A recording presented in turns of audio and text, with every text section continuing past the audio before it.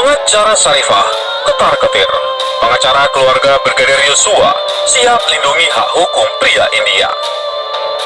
Rupanya masalah soal ditolaknya lamaran Asif Ali Bori, pria asal India, oleh gadis asal Wajo, Sulawesi Selatan bernama Syarifah Khairunisa ini makin panjang.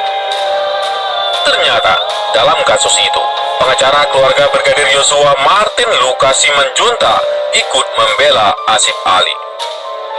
Martin menyayangkan sikap Syarifah yang tidak memberikan keseriusan terhadap Asif Ali.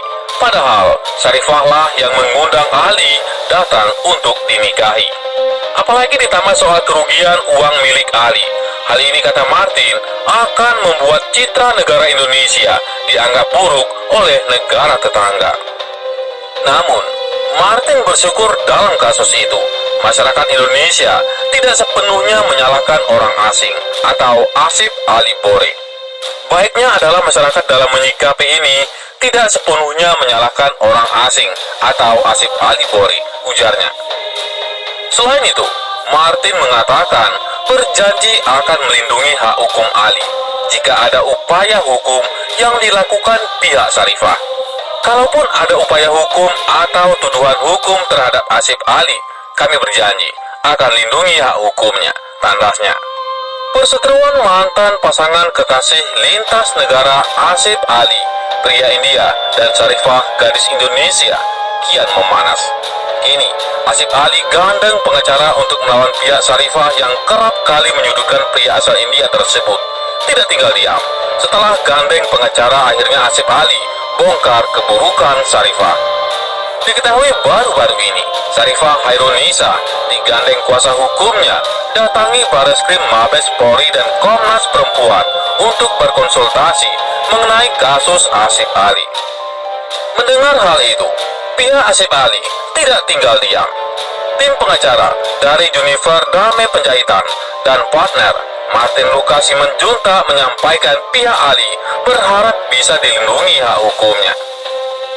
Dan juga kami punya kepentingan agar negara Indonesia ini citranya jangan sampai terlihat buruk di luar negeri, kata Martin. Karena Indonesia terkenal dengan adat istiadat dan peradaban yang baik, sopan, dan selalu menjunjung tinggi moralitas, tambahnya. Pengacara itu menjelaskan, Asif Ali datang ke Indonesia atas itikat baik dan juga rasa gentleman kepada Syarifah. Selain itu, menurut pernyataan pengacara, Ali sudah mengirim sejumlah uang karena sudah diberi harapan oleh Syarifah untuk menjalin hubungan lebih lanjut.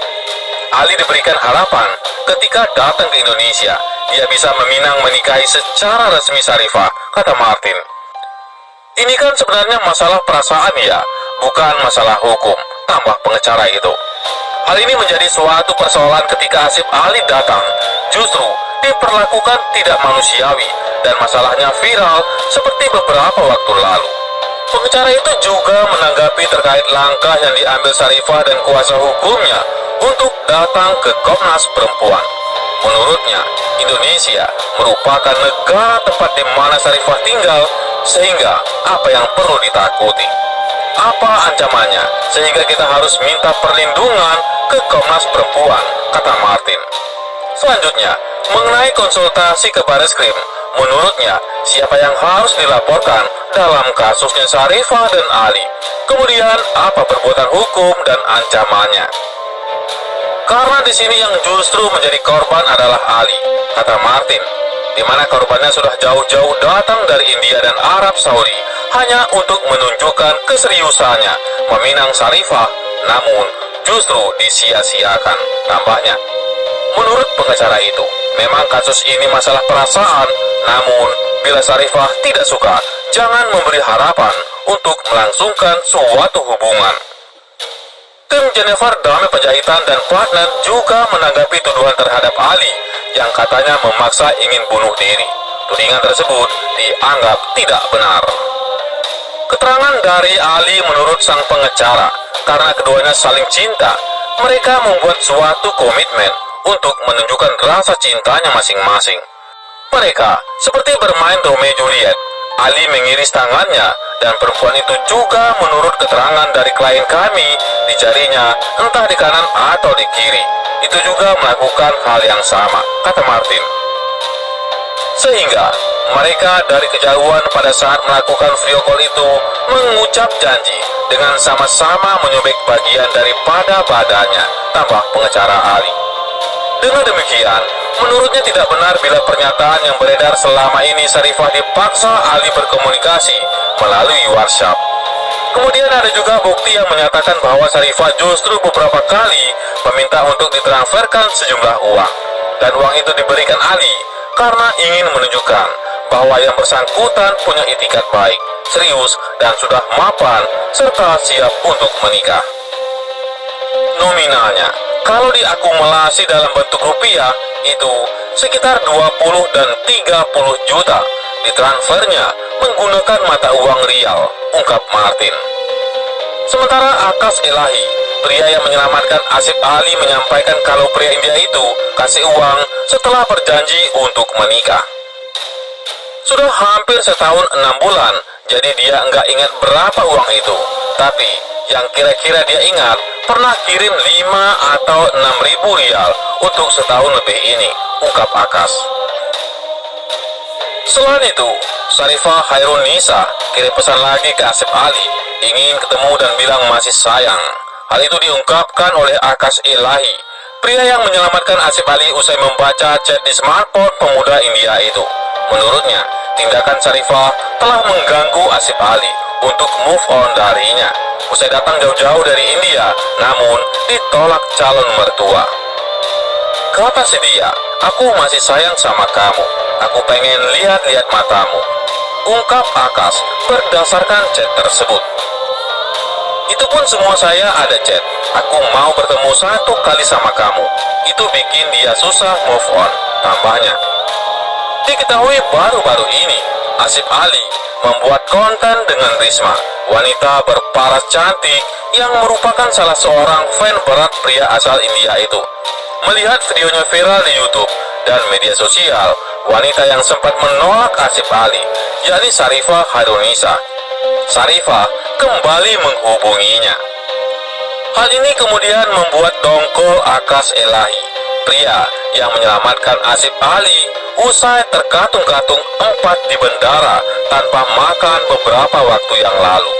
Langsung dia message atau chat, si cewek itu langsung message dan kata dia apa? Sini, saya tunjukin, kata Akas. Kata dia, kamu sengaja pegang-pegang tangan wanita. Kamu bukan lelaki baik. Kamu kenapa dekat-dekat wanita lain? Tambahnya sambil membacakan chat Syarifah. Menurut Akas, bila tidak sayang pada Asif Ali, kenapa harus cemburu? Semestinya, wanita tersebut memberikan ruang untuk pria India itu melupakannya, serta bisa membuka hati untuk perempuan lain. Kalau nggak sayang, ngapain kamu cemburu? Biarin aja dia move on sama cewek lain. Dia mau ngapain terserah, ucap Akas emosi. Syarifah Hairunisa meminta bertemu kembali dengan Asif Ali usai membuat konten dengan Risma.